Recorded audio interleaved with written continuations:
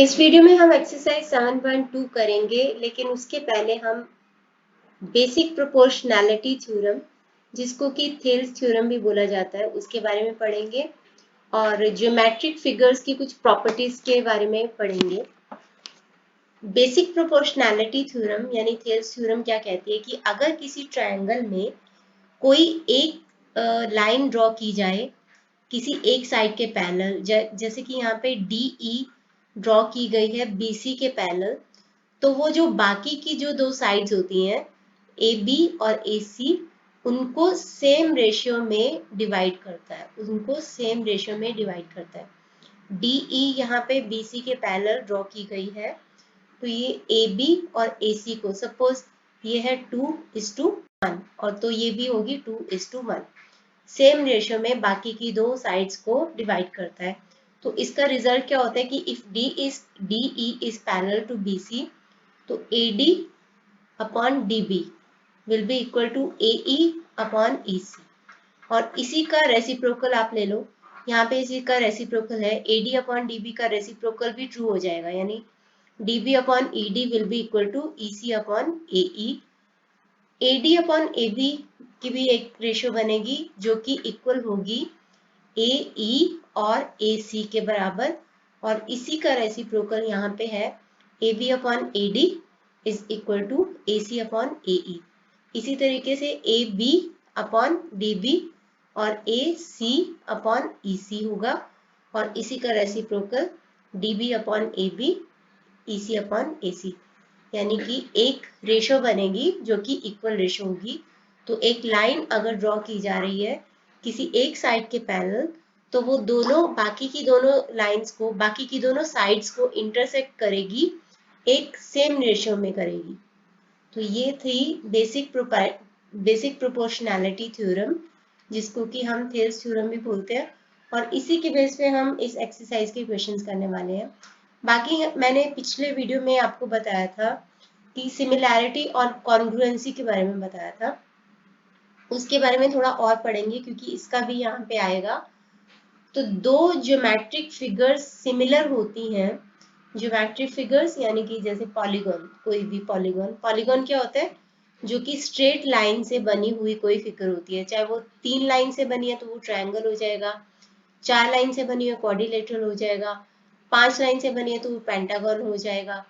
तो आगे hexagon, septagon, octagon, नोनागन, decagon, ऐसे करके। तो कोई भी पॉलीगन जो होता है या ज्योमेट्रिक फिगर है जिसके अंदर वो सिमिलर होती हैं, कोई दो फिगर सिमिलर तब होती हैं अगर ये दो कंडीशंस ट्रू हो। कंडीशंस क्या है कि corresponding angles will be equal and corresponding sides are proportional. इसके बारे में हमने डिटेल में एक्सरसाइज 7.1 में भी किया था, लेकिन मैंने आपको एक चीज बताई थी कि ट्रायंगल के केस में, ट्रायंगल को छोड़ के बाकी जितनी भी ज्योमेट्रिक फिगर्स हैं उनमें ये दोनों शर्तें पूरी होनी चाहिए, कंडीशंस पूरी होनी चाहिए, लेकिन ट्रायंगल के केस में ऐसा नहीं है। तो उसका रीजन ये होता है कि ट्रायंगल के केस में अगर इनमें से एक भी हो गया, कि अगर कॉरेस्पॉन्डिंग एंगल्स इक्वल हो गए तो अपने आप ही ऑटोमेटिकली कॉरेस्पॉन्डिंग साइड्स प्रोपोर्शनल हो जाएंगी। और अगर लिखा हो कि ट्रायंगल्स, दो ट्रायंगल्स के केस में कॉरेस्पॉन्डिंग साइड्स प्रोपोर्शनल है, तो अपने आप ही कॉरेस्पॉन्डिंग एंगल जो है वो इक्वल हो जाएंगे। तो एक अगर शर्त पूरी हो गई, एक कंडीशन हो गई, तो दूसरी कंडीशन ऑटोमेटिकली हो जाएगी।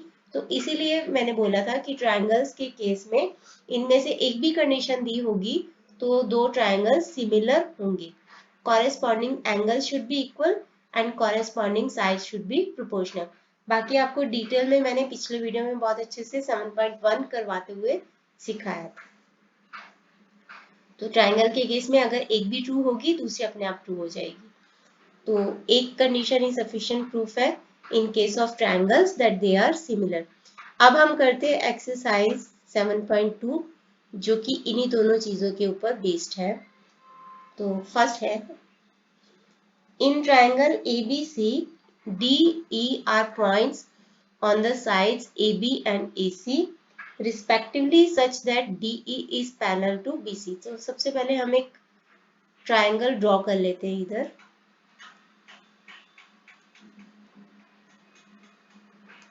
ये है एक ट्रायंगल, सपोज ये है ए बी एंड सी और डी ई है पैरेलल टू बी सी जो कि ए बी और ए सी को इंटरसेक्ट कर रही है।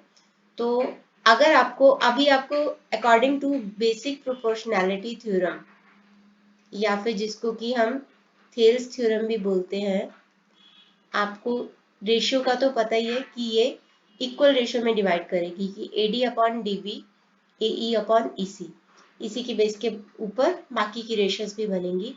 तो आपको दे रखा है A D D B A ई, दे रखा है आपको ए सी निकालना है, आपको ए सी निकालना है। तो A D upon B D A E upon E C, ठीक है। तो according to basic proportionality theorem या Thales theorem, AD upon DB is equal to AE upon EC.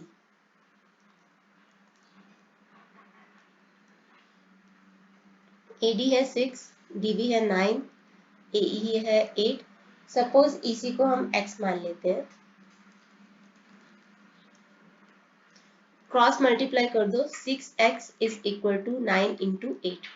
तो x आ जाएगा आपका 9 इंटू 8 अपॉन में 6, 3 2 ज़ा 6, 3 3 ज़ा 9, 2 4 ज़ा 8। तो x आ गया आपका 12, EC आ गया आपका 12 सेंटीमीटर। आपको निकालना है AC। AC कैसे बना? AC is equal to AE plus EC। AE आपको गिवन है 8, EC आपने निकाल दिया 12, तो ये हो जाएगा 20 सेंटीमीटर। तो ये आपका फर्स्ट क्वेश्चन का फर्स्ट पार्ट का आंसर। इसी ट्रायंगल के बेस पे ही इसके बाकी के और भी 6 पार्ट्स हैं, 7 पार्ट्स हैं इस क्वेश्चन के, तो इसी ट्रायंगल के बेस पे करेंगे। मैं फिर से इसको ड्रॉ कर लेती हूँ ताकि कोई कंफ्यूजन नहीं हो। Okay, so A B and C, D E, यहाँ पे दे रखा है A D upon D B is equal to 3 upon 4, A C is 15 centimetre. तो आपको ए ई निकालना है, ठीक है, आपको ए ई निकालना है। अभी आपको A D upon D B दे रखा है और A D upon D B is equal to, आप यहाँ पे लिख देना according to basic proportionality theorem, A D upon D B will be equal to A E upon E C, ठीक है। अगर ए सी 15 सेंटीमीटर है, ए ई को हम x माने, तो ई सी क्या होगा? 15 माइनस एक्स होगा। यहाँ पे लिखेंगे 3 अपॉन 4 जो कि आपको गिवन है। AE अगर x है तो EC क्या है? 15 माइनस एक्स, मल्टीप्लाई कर दो, 45 minus 3x is equal to 4x। यहाँ पे आ गया 3x इधर आके प्लस 3x 7x 45, तो x हो जाएगा आपका 45 अपॉन 7, 45 अपॉन 7 यानी कि 6.43 सेंटीमीटर।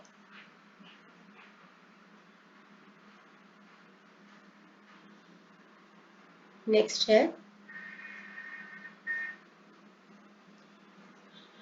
है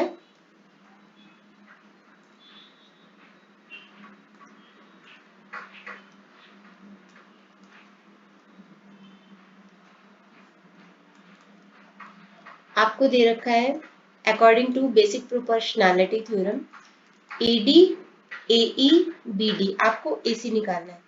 AD और BD दे रखा है आपको, तो AD upon BD is equal to AE upon EC। AD है 2.5, BD है 3, AE है 3.75 और EC, आप EC को x मान लो,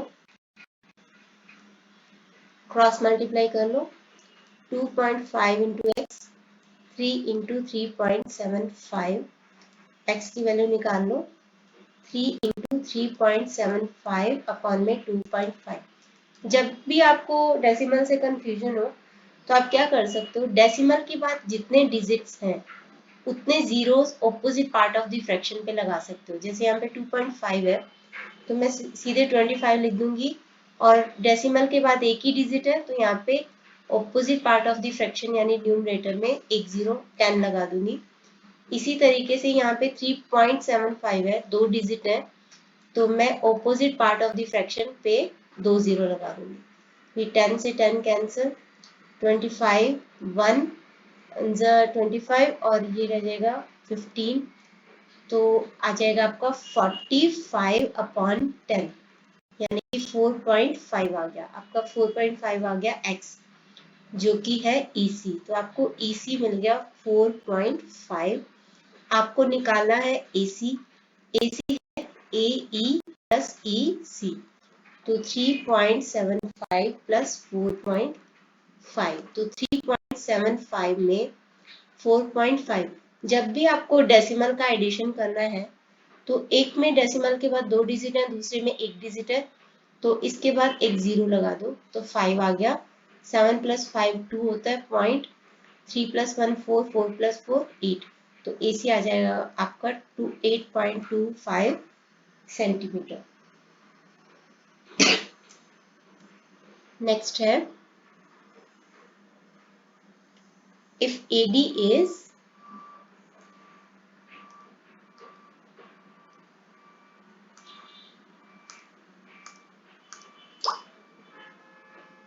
ये है ABC and DE। AD is 4 and BD is DB लिखा है इस बार x - 4, ये है 4, ये है x - 4। AE है 8 और EC है 3x - 19, तो आपको x निकालना है। अब आपको रेशियो तो पता ही, according to BPT AD upon DB is equal to AE upon EC, that means that implies 4 upon DB है x - 4, AE 8, EC 3x - 19, cross multiply कर दो, यहाँ पे आ गया 8x - 32 और 12x - 76, यहाँ पे 12x 8x इधर ले जाओ, -8x होके 4x हो जाएगा, 76 - 32, ये आ गया 4 4, तो 4x, तो x विल बी 11, x की वैल्यू आ जाएगी 11 सेंटीमीटर। नेक्स्ट है if AD is 8 centimetre, again draw करेंगे क्योंकि कंफ्यूजन नहीं रहना चाहिए। A B C and DE, AD is 8, AB is 12, AE is 12, 8, AB is 12 यानी ये सारा 12 है, AE 12 है, तो फाइंड CE। तो आपको पता है कि AB 12 है तो DB कितना होगा, AB is equal to AD plus DB या BD बोल लो, तो BD कितना होगा, ये है आपका 12, ये आपका 8 plus BD, that means BD कितना होगा 4, तो ये आपका 4 है। तो हम फॉर्मूला लगा देते हैं according to basic proportionality theorem, AD upon BD is equal to AE upon EC या CE। AD है 8, BD है 4, AE है 12, EC है, अच्छा फाइंड EC है, फाइंड EC है, तो लेट CE बी या EC बी x, इसको हम CE रख देते हैं, इसका नाम CE, तो लेट CE बी x, तो cross multiply 8x is equal to 48, so x will be 6, तो EC will be या CE will be 6 centimetre.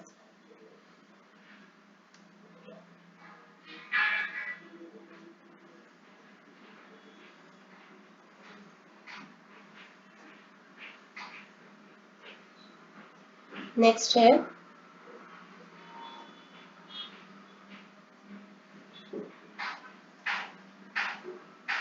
if AD is 2.4 centimetre,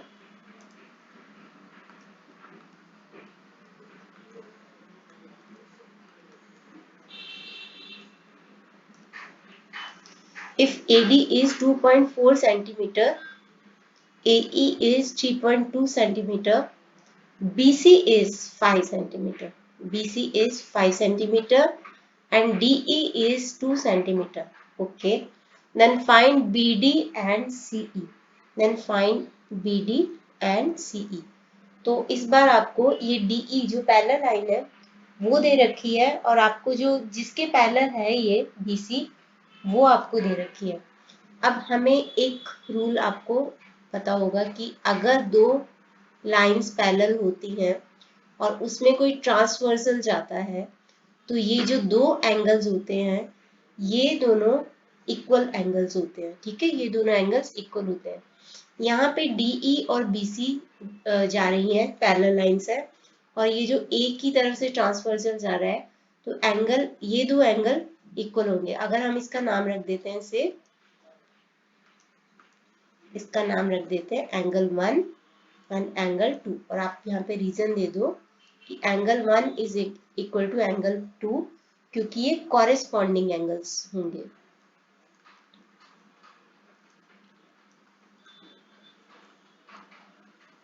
और आप यहाँ पे रीजन दे सकते हो when a transversal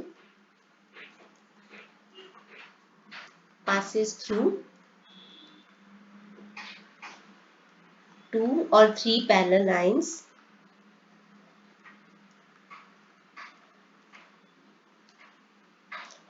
the angles it makes with them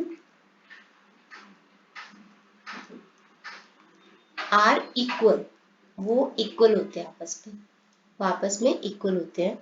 इसी तरीके से angle 3 and angle 4 will be equal, corresponding angles।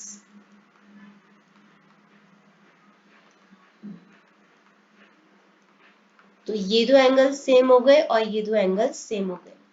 अब आपको पता है कि इन ट्रायंगल ADE, ठीक है, triangle ADE and triangle ABC, angle A is common.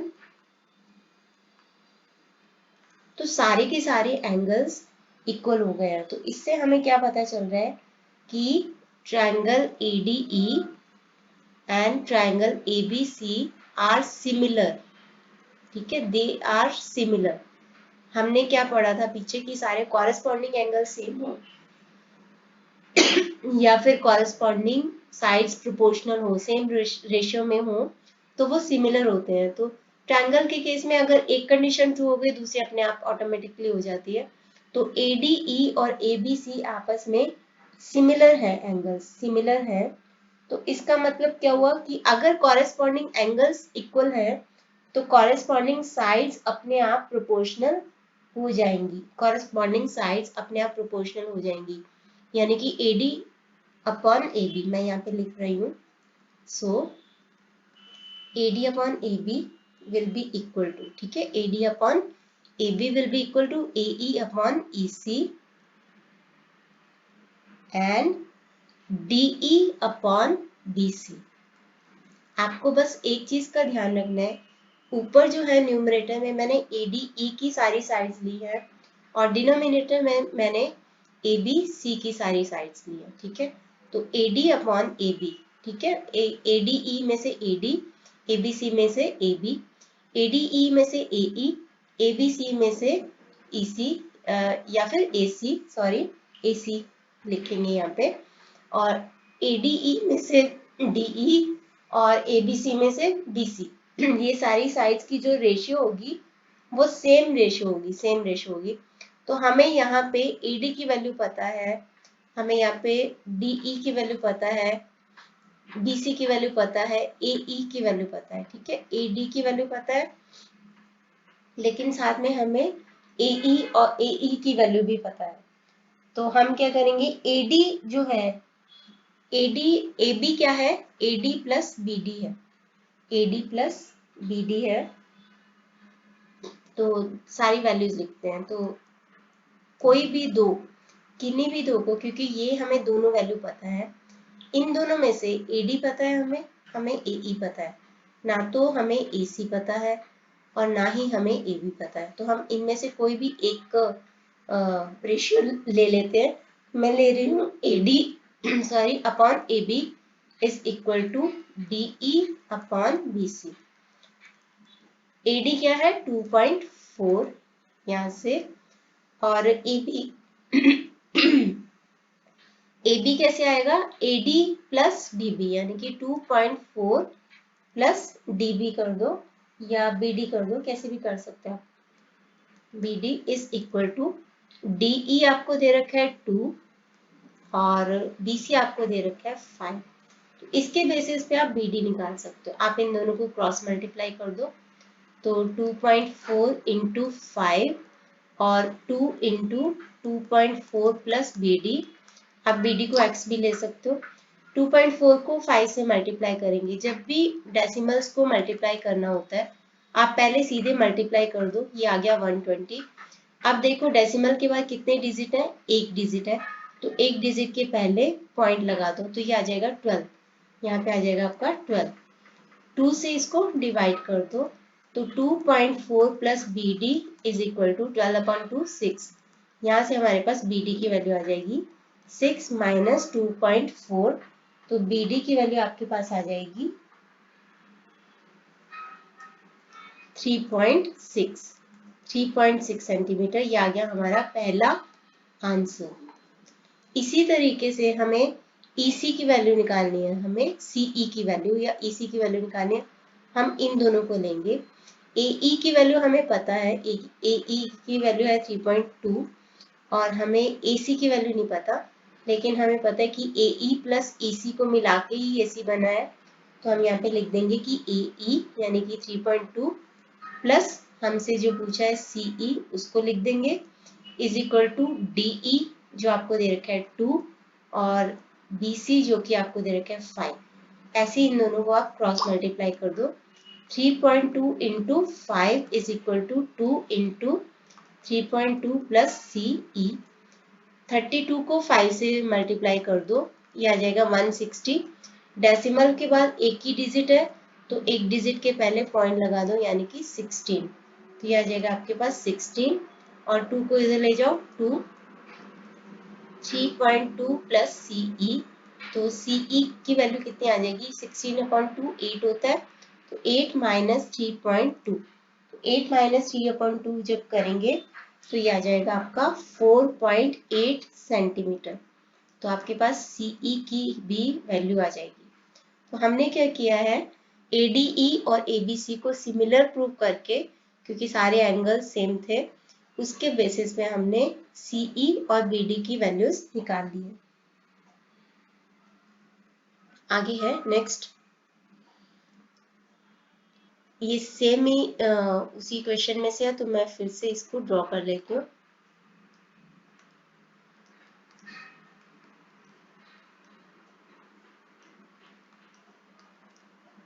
AD is x, DB is x minus 2, AE is x plus 2 and EC is x minus 1। ये तो बहुत ही इजी है। According to basic proportionality theorem AD upon DB is equal to AE upon EC। तो that means x upon x minus 2, x plus 2 and x minus 1। Cross multiply कर दो, यहाँ पे आ गया हमारे पास x स्क्वायर माइनस 1 मल्टीप्लाई करेंगे तो, और इधर x माइनस 2 और x प्लस 2 को मल्टीप्लाई करेंगे तो आ जाएगा x square minus 4। x square minus 4, एक मिनट, यहाँ पे आ जाएगा x स्क्वायर माइनस x और यहाँ पे आ गया x square minus 4। x square cancel हो गया तो minus x is equal to minus 4, x cancel तो x विल बी 4, x की वैल्यू आ जाएगी आपकी 4। नेक्स्ट है सेकेंड क्वेश्चन स्टार्ट हो रहा है यहाँ से। In a triangle ABC DE are points on the sides AB respectively. For each of the following cases show that DE is parallel to BC। अब देखो आपको ये बोला नहीं गया कि DE पैरेलल है BC के, आपको प्रूव करना है कि DE is parallel to BC। वो आप कैसे प्रूव करोगे, अगर रेशियो सेम हो गई तो that means converse of Thales theorem या फिर बीपीटी थ्योरम। तो एक बार मैं इसको थोड़ा सा ड्रॉ कर लेती हूँ ताकि थोड़ी कंफ्यूजन नहीं रहेगी। छोटा सा triangle A B C, suppose ये है डी ई। अब हमें नहीं पता ये पैरेलल है कि नहीं, हमें इसको दिखाना है कि ये पैरेलल है। तो ए बी दे रखा है, ए डी दे रखा है। ए बी अगर 12 है, ए डी अगर 8 है, तो डी बी कितना होगा, 4 होगा। ए ई 12 है और ए सी अगर 18 है, ए सी 18 है तो ई सी कितना होगा, A C is equal to A E plus E C. तो अगर ये 18 है, ये 12 है, तो ई सी कितना होगा, ई सी will be 6।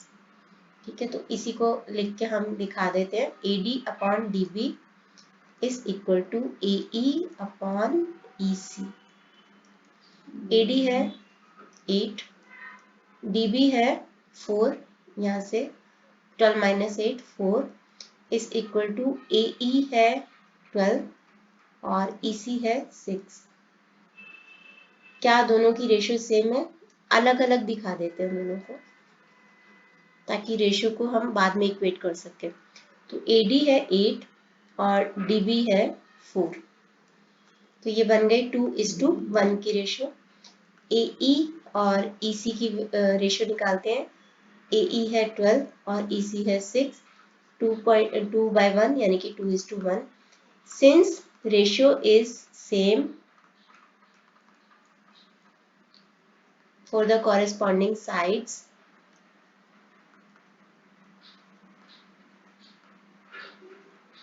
so DE is parallel to BC by converge of basic proportionality theorem या फिर थेल्स थ्योरम। क्योंकि इसके अकॉर्डिंग अगर DE पैरेलल टू BC होता तो ये रेशियो सेम होता। अब भी ये रेशियो सेम आ गया तो that means DE is parallel to BC, hence proved. यहाँ पे भी हम ऐसे ही करने वाले हैं। AD अपॉन BD, इसकी रेशियो निकालेंगे। AD अपॉन BD, ये आपका 5.7 है और ये आपका 9.5 है। मैंने बताया था कि जब भी डेसिमल में कंफ्यूजन हो, डेसिमल के बाद जितने डिजिट है opposite part of the fraction पे उतने जीरो लगा दो और डेसिमल को रिमूव कर दो।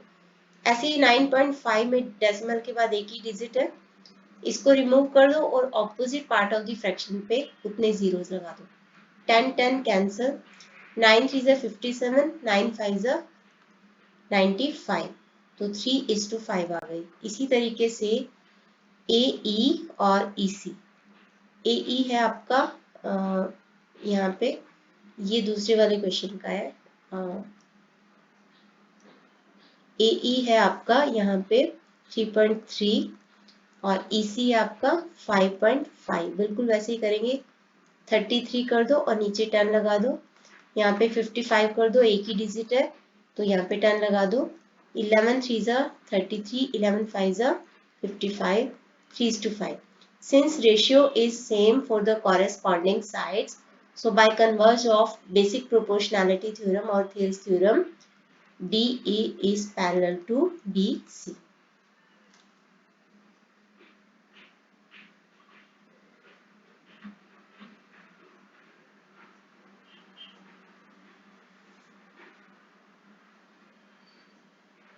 आगे बढ़ते हैं नेक्स्ट क्वेश्चन की तरफ। ये है थर्ड। यहाँ पे आपको इस तरीके से एक फिगर दी हुई है क्वेश्चन में, आपके एक्सरसाइज में, और आपको पूछा गया है कि बताओ कि क्या PQ पैरेलल टू EF है। आपको बताना है कि if PQ is parallel to EF, आपको ये बताना है। ठीक है, तो इसके लिए अगर रेशियो सेम हो जाएगी, ये जो PF है PQ है, जिन दो साइड्स को काट रहा है AD और DF, ED और DF को काट रहा है, DE और DF को, अगर इनकी रेशियो सेम हो गई यानी कि DP और DP अपॉन PE की रेशियो निकाल लो। इधर से DQ अपॉन QF की रेशियो निकाल लो। अगर ये रेशियो सेम हो गई तो that means PQ is parallel to EF है। DP अपॉन PE की रेशियो और D Q upon Q F की रेशो। तो इसको पहले निकालेंगे 3 अपॉन डी 3.9 अपॉन में 3। यहाँ पे डेसिमल है तो हम क्या कर सकते हैं, वैसे तो 1.3 आ रहा है साफ साफ ही, फिर भी आप चाहो तो यहाँ पे एक 0 लगा दो, 3 लगा दो, 13 आ गया। तो 13 अपॉन 10 यानी कि 1.3 रेशो आ गया। तो 1.3:1 की रेशो आ जाएगी। यहाँ पे डी क्यू है 3.6 और ये है 2.4। तो 36 और नीचे 10 लगा दो, यहाँ पे 24 और ऊपर 10 लगा दो, कैंसल।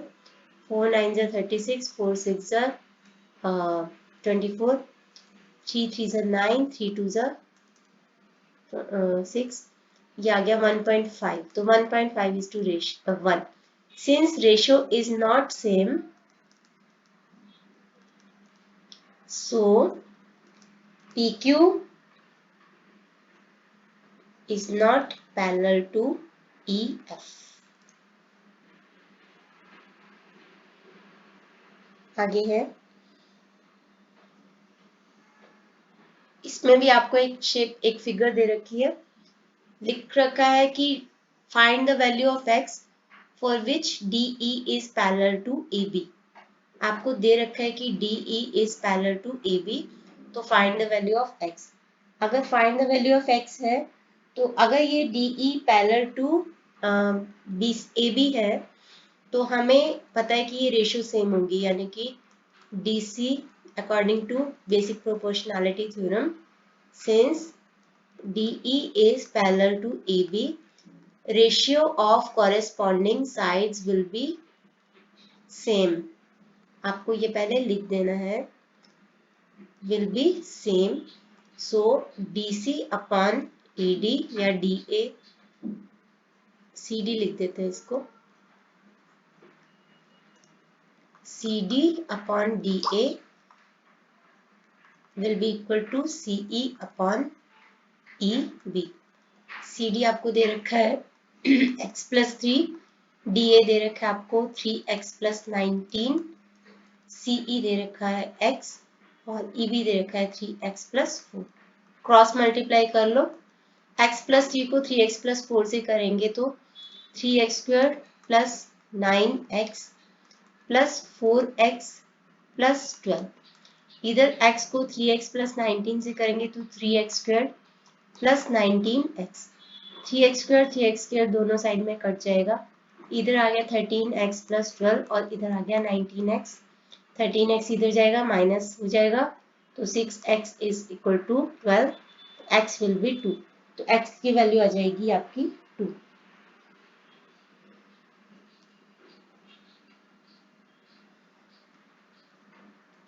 नेक्स्ट है, फिफ्थ है, ये आपको एक फिगर, एक शेप दे रखी है क्वाड्रिलेटरल, और आपको देख के पता चल रहा होगा कि ये कौन सी शेप है, ये है ट्रेपेजियम। ये शेप है आपकी ट्रेपेजियम। ट्रेपेजियम कैसी शेप होती है, ट्रेपेजियम एक ऐसी शेप होती है जिसमें दो पैरेलल साइड्स होती है, ठीक है।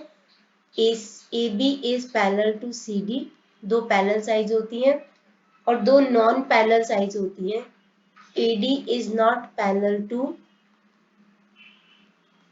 BC, ठीक है, वो ट्रेपेजियम होता है। दो साइड्स एक दूसरे के पैरेलल होती है और दो साइड्स एक दूसरे के पैरेलल नहीं होती। जो पैरेलल साइड्स होती है उनकी जो लेंथ होती है वो अनइक्वल होती है, अनइक्वल लेंथ होती है। ट्रेपेजियम की एक खासियत होती है, एक फीचर होता है उसके डायगोनल्स का, कि डायगोनल्स ऑफ, पहले तो लिख दो कि ABCD इज अ ट्रेपेजियम।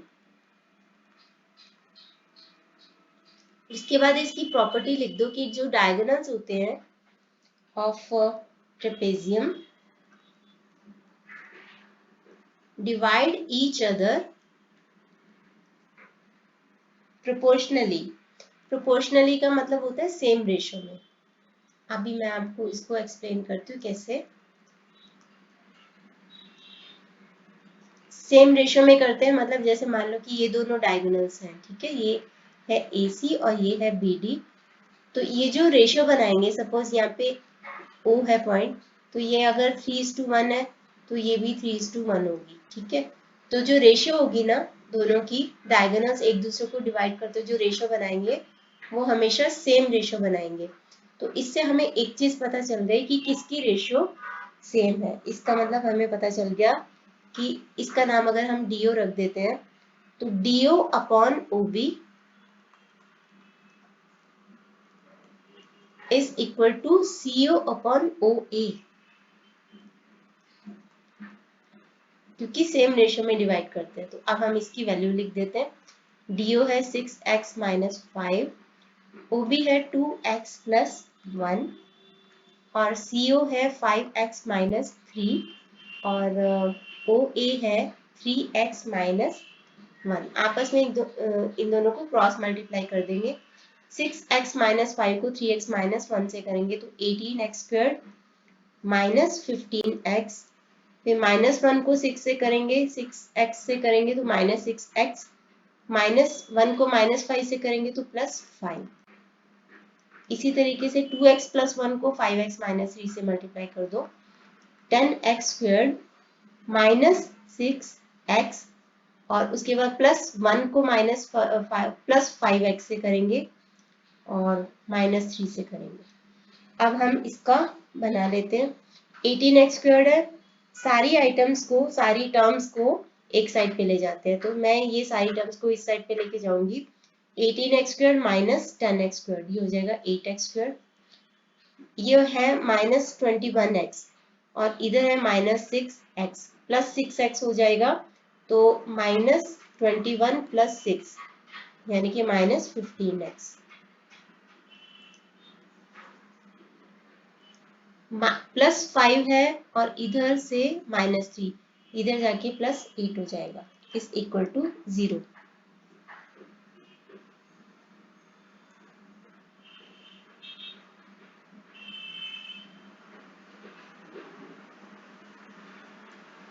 एक मिनट, यहाँ पे 5x भी तो था, मैं इसको फिर से कर रही हूँ, थोड़ा सा कंफ्यूजिंग सा हो गया।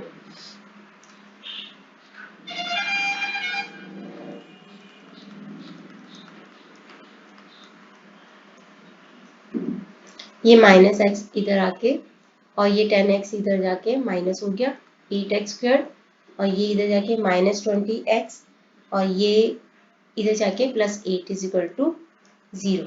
यहाँ से हम क्या कॉमन ले सकते हैं, ये सारे 4 के हैं मल्टीपल्स, तो 2x square minus 5x plus 2 is equal to 0।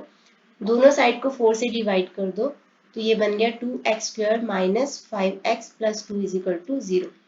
इसको आप फैक्टराइज कर दो तो 2x square minus 4x minus x plus 2 is equal to 0। 2x common लिया, x माइनस 2, मुझे यहाँ पे भी x माइनस 2 चाहिए तो माइनस x को x से डिवाइड किया, माइनस 1 आ गया, तो x minus 2, 2x minus 1 is equal to 0। तो या तो x की वैल्यू आएगी 2 या तो x की वैल्यू आएगी 1/2। अब अगर x की वैल्यू या तो 2 आ जाएगी या तो 1/2 आ जाएगी,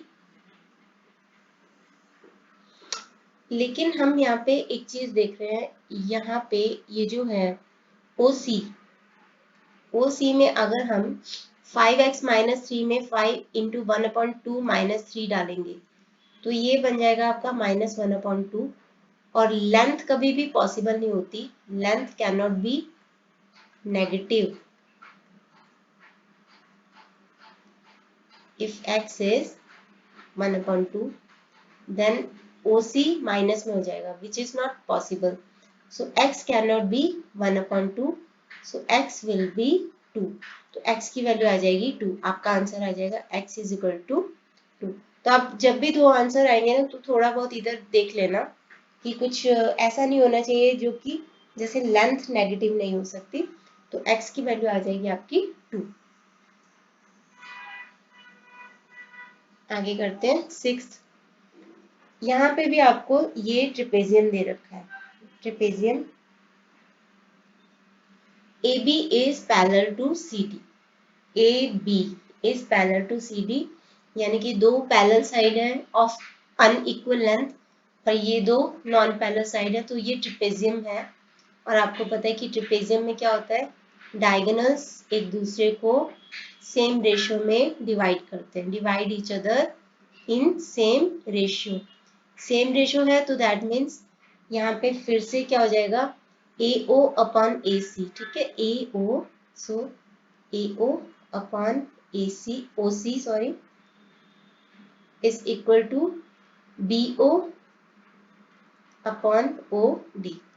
तो फिर से इसको कर देते हैं, ए ओ कितना है 3x माइनस 19, ओ सी है x माइनस 3, बी ओ है x माइनस 4, ओ डी है 4। इसको क्रॉस मल्टीप्लाई कर दो, यहाँ पे आ जाएगा 12x माइनस 76, यहाँ पे आ जाएगा x square minus 7x plus 12, ये आ जाएगा आपका।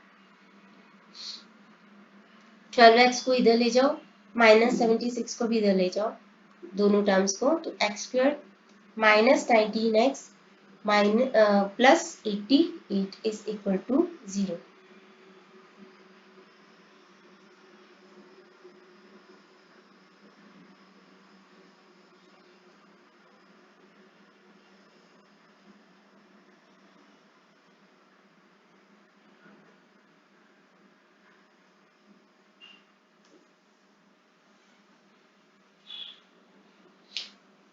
ओके, तो यहाँ पे इसको फैक्टराइज करेंगे।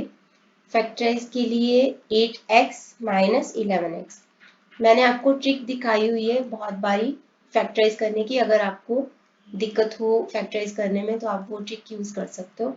इसी चैप्टर में, पिछले चैप्टर में कोऑर्डिनेट वाले में भी बहुत बार मैंने वो ट्रिक के बारे में बताया हुआ है। तो मुझे यहाँ पे भी x माइनस 8 चाहिए, माइनस 11x से x को डिवाइड कर दो, माइनस 11, यहाँ पे x minus 8 x minus 11 is equal to 0। तो x की वैल्यू आ जाएगी 2, x की वैल्यू एक आ जाएगी 8 और एक आ जाएगी 11। आप किसी में भी पुट करोगे, 8 को भी पुट करोगे तो कोई भी वैल्यू नेगेटिव में नहीं होगी, तो दोनों वैल्यूज पॉसिबल है। तो x विल बी 8 और x विल बी 11। आगे बढ़ते हैं, इस एक्सरसाइज का लास्ट क्वेश्चन करेंगे। If D and E are points on sides A, B and AC respectively of a triangle ABC such that DE is parallel to BC। Same वही है, एक triangle है आपका ABC जिसमें DE पैरेलल टू BC दे रखा है आपको, और and BD is equal to CE। आपको दे रखे कि BD is equal to CE, यानी कि अगर ये x है तो ये भी x है, ठीक है, अगर ये x है तो ये भी x है। तो prove that triangle ABC is isosceles. Isosceles क्या होता है, जिसमें दो साइड्स एक दूसरे के इक्वल होते हैं, जो जिसमें दोनों साइड्स एक दूसरे के इक्वल होते हैं। अब यहाँ पे अगर DE पैरेलल टू BC है तो according to basic proportionality theorem corresponding sides will be in same ratio या फिर will be proportional। तो इस वजह से AD अपॉन DB, ठीक है, AD अपॉन DB जिसको कि हमने x मान लिया है, और AE अपॉन EC जिसको कि हमने x मान लिया है, तो ये एक दूसरे के इक्वल होंगे। अब x is equal to x, so AD will be equal to AE, दोनों यहाँ से कैंसल आउट हो जाएंगे। आपको ऐसा लगता है तो आप ऐसे भी कर सकते हो, AD अपॉन x, ये x इधर ले गए तो AD will be equal to AE, ऐसे हो जाएगा। तो AD will be equal to AE। अब हमें पता है कि AD is equal to AE, दोनों साइड पे इन दोनों को ऐड कर दो, AD will be equal to AD plus BD, और AE मतलब कि, एक मिनट कुछ और तरीके से बताती हूँ। अगर AD इक्वल्स टू AE है और हमें पता है कि BD is equal to CE, तो अपने आप ही AD plus BD will be equal to AE plus EC।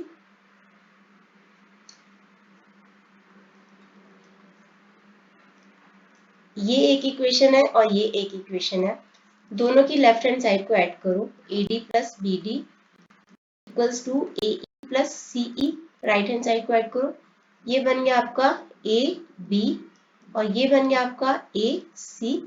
तो दोनों साइड्स इक्वल हैं, corresponding sides are equal, so triangle ABC is a isosceles. Isosceles में क्या होता है कि दो साइड्स आपस में एक दूसरे के इक्वल होती हैं।